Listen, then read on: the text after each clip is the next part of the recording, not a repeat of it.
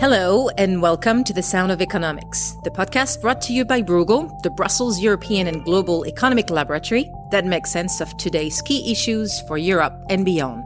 I am Solène Honorine. As the Brexit negotiations are entering their final straight line, the questions of trade agreements is heating up. In this week's episode, we will look at the economic impact of last enlargement of the EU. The new members are Bulgaria, Croatia, Cyprus, the Czech Republic, Estonia, Hungary, Latvia, Lithuania, Malta, Poland, Romania, Slovakia, and Slovenia. My three guests today will help unpack this and put things in perspective. So we have with us Timo Bass, a professor of economics at the Cooperative University of Stuttgart. Hello, Timo. Hello. We also have here in studio two Bruegel Fellows, Nicolas Poitier. Hi, Nicolas. Hi, Solène. Thanks for having me. And Zsolt Darvas. Hi, Zsolt. Hello, hi. So, Timo, you just authored a study recently that looked at the benefit of last enlargement for, let's say, the old guard, the 15 countries that were already members of the European Union before 2004. How much money this enlargement has brought to these 15 old members of the European Union? For Germany, we calculate a number between 10 billions and 460 billions of euros. And that sounds very much. It's about 2.8 to 6% of GDP, but it's a one-time effect. It's not a growth effect. There are countries that benefit way more, like Luxembourg. We have twice the benefits like Germany, but there are other countries like Spain or like Italy, and they have nearly zero benefits. That's because trade integration is really strong between the Eastern European countries, Central Eastern European countries, and Germany and Belgium. So all these countries, they benefit via value chains. But with Spain and Italy, it's more difficult. They are a little bit off the center of Europe now, and that makes trade for them a little bit more difficult. So it's a bit surprising, those results, because usually when EU countries negotiate budget, for example, there is a lot of haggling, and especially when there is redistributive elements in the budget. The narrative in some countries is that the countries from the West or the richer countries have to help the poorer countries.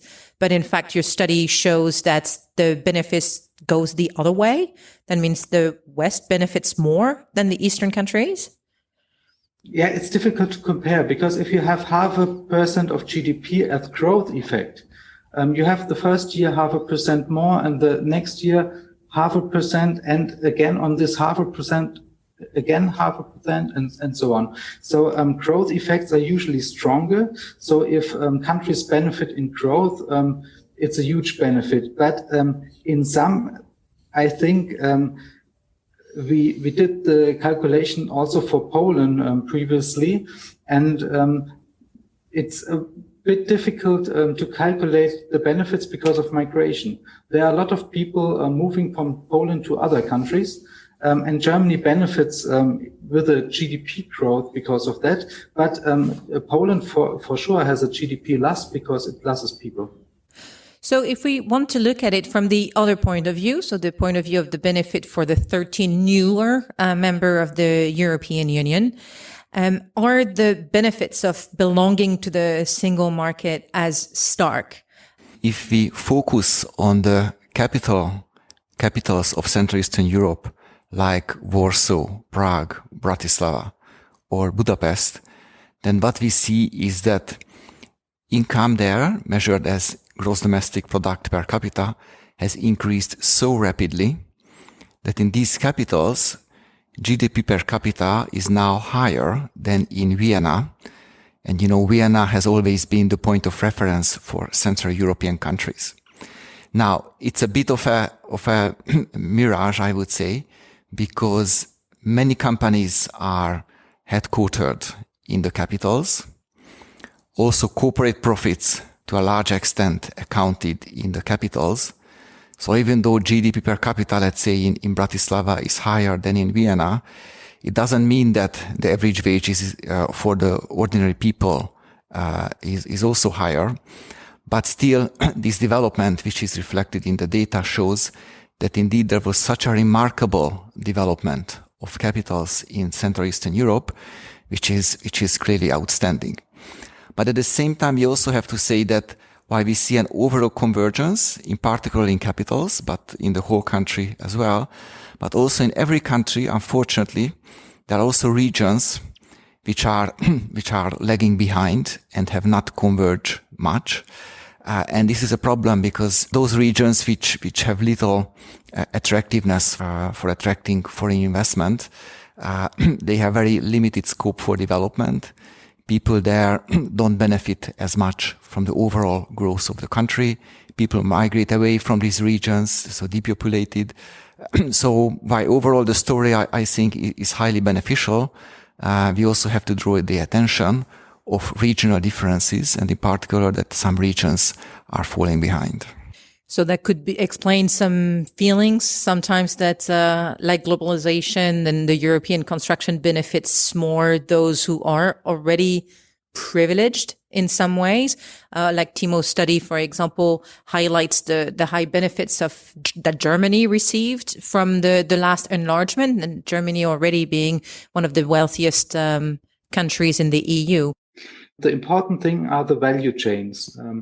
That means part of the production is in other countries like Poland, Slovakia, Slovenia, but also in Spain and parts in Italy. And the cars are produced in Germany, and it takes parts from countries all over Europe. And that's an important feature of the single market.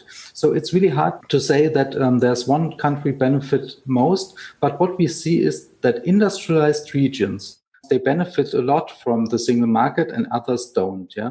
So regions that are rich, they get richer, and others, and you can also see some parts of Eastern Germany, they do not benefit. And now parts in Poland are even richer than these parts in Germany. So there is not one country benefiting. There are regions benefiting. And what we see is that the south of Europe, that is not benefiting at all. And that may be a problem in the near future. I would warn though a little bit against this calculation to say Germany's benefiting X% and Poland is benefiting Y%. This is not a zero-sum game. It's not really that we can say hey, actually Germany benefited at the expense of Italy or something like this. Actually, we grow together. And I think this kind of sense of interrelation, of interdependence is really important, of like a common fate that we have in the European economy. And I don't think we can say that the growth of Eastern Europe or the accession of Eastern Europe was to the detriment of particular regions, maybe for some regions. But in general, I think we all have benefited from that. Just some places have benefited less, or some places were not in the position to have actually the rewards that come from great integration. So you mean there is no winners and losers, it's partners, but some benefit more than others? There are definitely regions in Europe that have lost out over the last decades. And no question about that, especially if you think of old coal mining or industrial regions. I don't think that has necessarily to do, for instance, with the EU single market. A lot of these productions, if we think about heavy industries, have not left France or Germany to Eastern Europe, but actually a lot of this went, for instance, to China. So I think this is like a factor of globalization. And then the question is, within this globalization, how do you manage the distribution? Scholz, you look very closely at the budget, for example, of the European Union. And within the EU, there is a specific tool to address more cohesion between the region. Do you think this tool has been efficient, or at least, or what was its limitations in order to correct the imbalances of some region not winning out as much as they should? The assessment of European development funds, which are mostly in the cohesion and regional funds, is very controversial.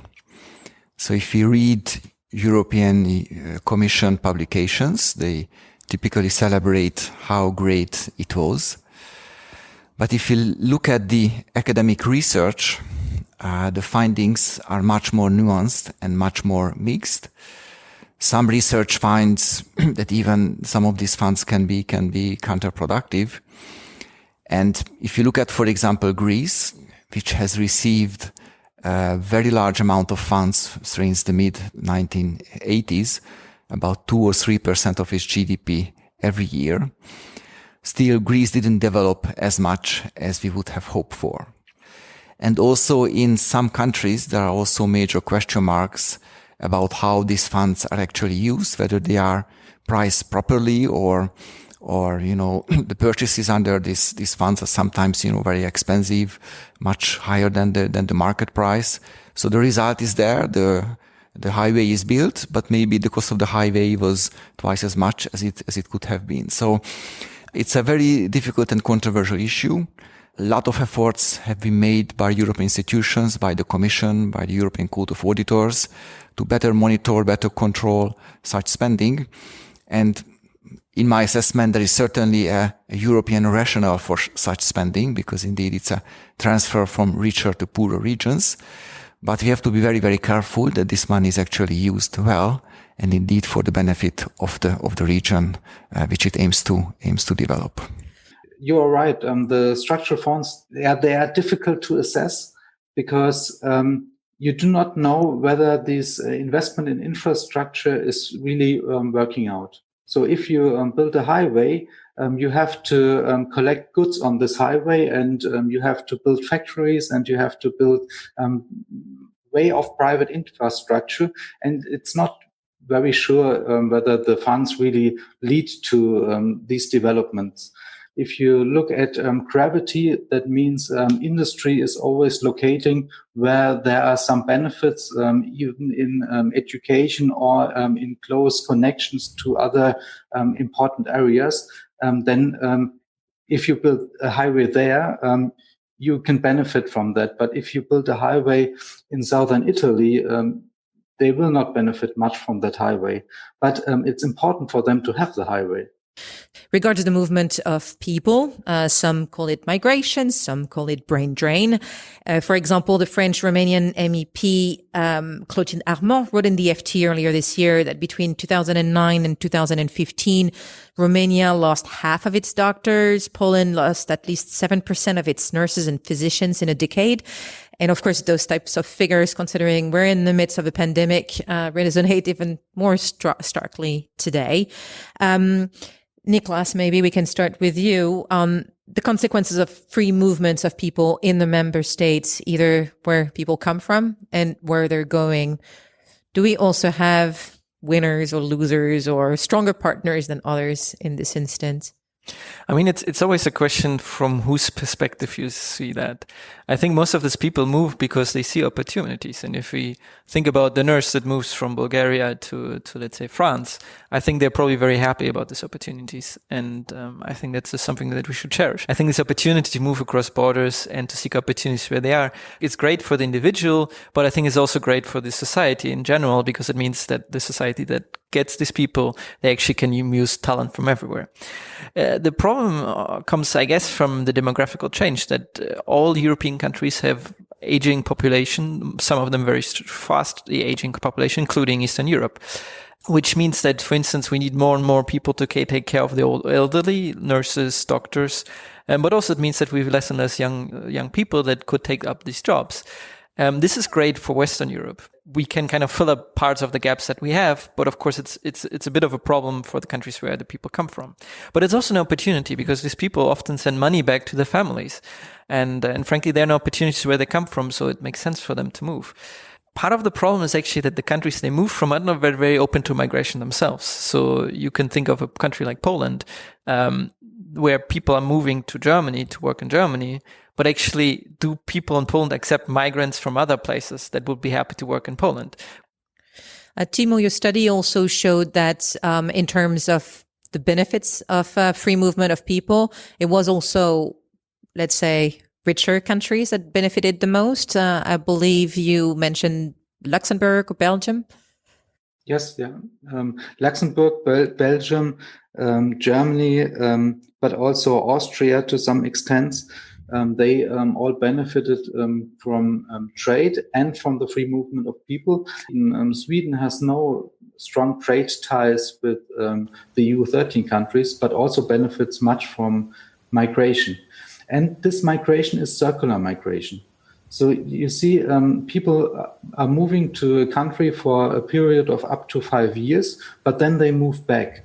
So in terms of brain drain, it might be even beneficial for the sending country. But with doctors or nurses, it's the other way. So they stay in the destination countries, and that may be a problem. But not for the construction worker. He works or she works some years in the construction sector in another country and then returns. I frequently participate in discussions in Hungary and elsewhere.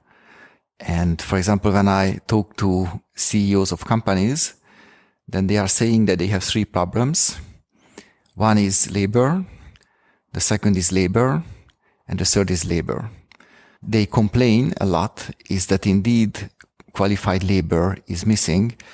And this has also led to very rapid wage increases, by the way, in domestically. So in Central European countries, in the past 5 years, the average wage growth was about 10% per year. Certainly there continues to be a very major, very large gap in incomes in Western Europe and in Central and Eastern Europe. But at least that gap narrowed, and some people might even go back to their home country because they see growing opportunities there. So that's the positive side of the story. That's a positive side, but that comes from a negative effect from labor shortages, which didn't allow an even faster expansion of activities. But ultimately, it's also a reflection of a convergence, whereby also these countries, Central European countries, are also converging in terms of wages that people receive for their work. So if I understand correctly, a lot of it is also growing pains. What's your view on the continuing benefits or possible distortions of the single market in view of the ongoing recovery efforts at European or at national level? Advantage now, this time, of Central European countries is that their domestic macroeconomic situation is relatively solid. And let me make a comparison to the global financial crisis a decade ago. At that time, a decade ago, many Central European countries had very large current account deficits, meaning that they were importing much more than they were exporting, and they financed these imports from loans from abroad. So foreign indebtedness was relatively high level a decade ago. But this time, practically all these countries have either a current account surplus or a balanced position, and their foreign indebtedness is going down. Before the crisis, foreign currency loans like borrowing in euros or Swiss franc or even Japanese yen was very widespread, which meant that when the currencies of these countries depreciated after 2008, now this time foreign currency loans have almost disappeared in Central Europe. So overall, I think the domestic market situation is much stronger now in these countries than it was a decade ago. But at the same time, these countries became even more open, meaning that their productions are even more dependent on what's happening in Western Europe and in the rest of the world.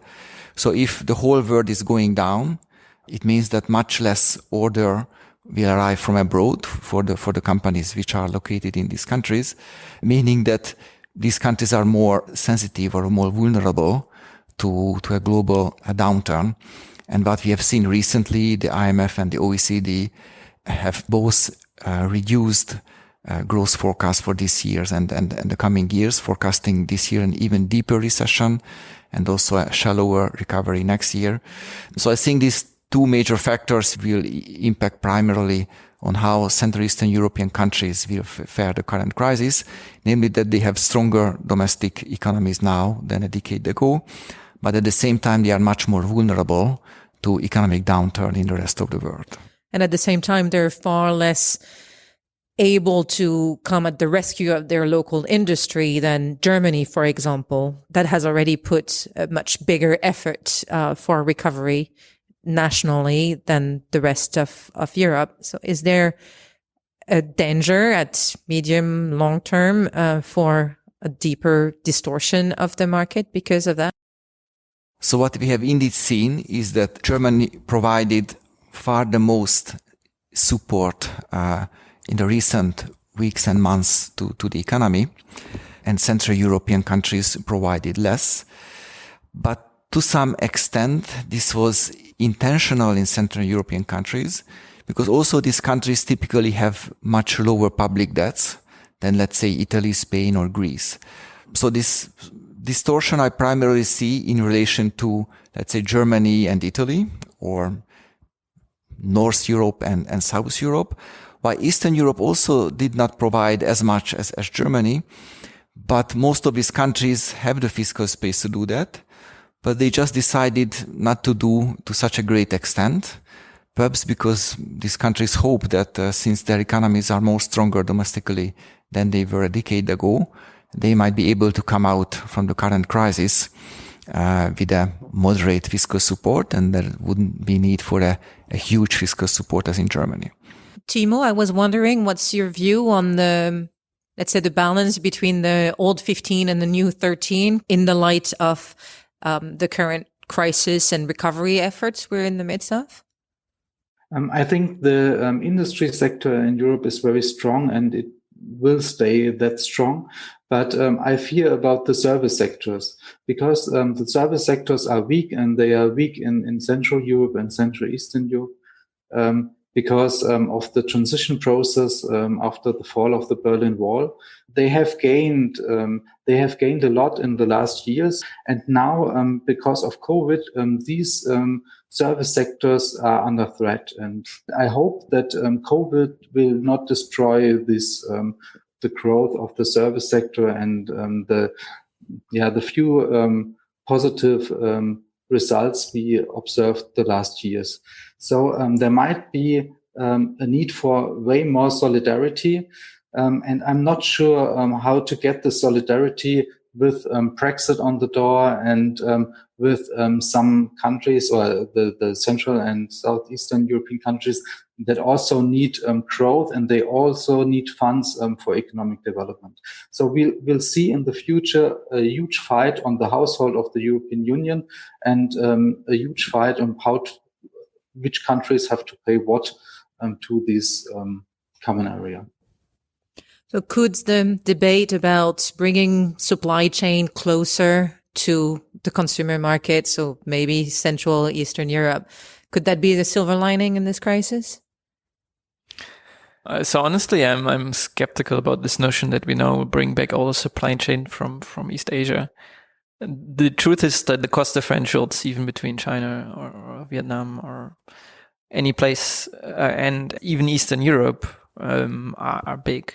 So I don't see that coming back. I think I don't see the economic incentives to do that. I think on the other hand, it's important to make a distinction there between Euro area countries and non-Euro area countries, and most Eastern European countries and Central European countries are not Euro area countries. So it's a different question, but between them and, for instance, Italy and Spain, in their ability to finance also the debt. But what we see now is basically a shift from funds, from funds that went to Eastern Europe that now are more intended to go to Southern Europe. That's, I think, one of the big political fights that we have about this recovery fund.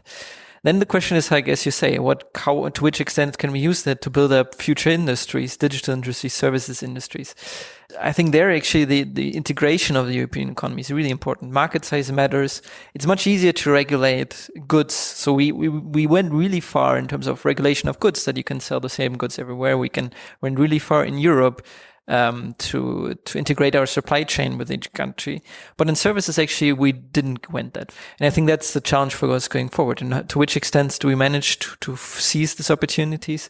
And which extent do we manage to unify our markets? I think that's much more important than actually bringing back value chains of goods that I don't see the economic incentives, but also opportunity for the future to do and manufacturing of lower value added goods in Europe. I think we should focus on the sectors with growth opportunities, digital services and this kind of things. And there actually we need the European Union, we need the European integration to grow there. Zsolt, any parting words? Yeah, I very much agree with Niklas. And I will also discriminate between private action and government-induced actions. And let me bring one example or one anecdote from the previous crisis. After 2008, people were talking a lot about whether the capitalism that we are having will fundamentally change after the collapse of Lehman Brothers and the global financial crisis. And this is a hot topic for, let's say, for a year in 2008 and 2009. And then everybody forgot.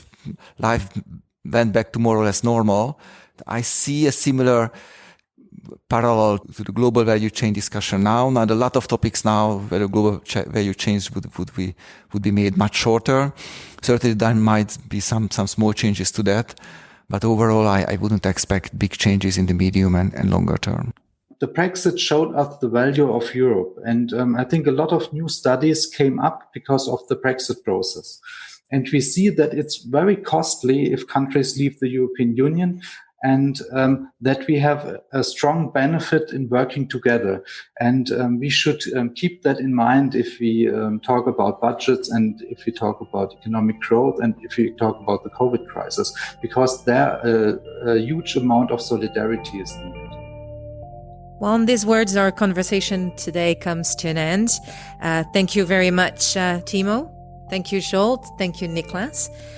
This episode of The Sound of Economics was presented and edited by me, Solène Honorine, and brought to you by the economic think tank Bruegel. Thank you for listening wherever you are, and let us know what you think on Twitter, Facebook, or LinkedIn.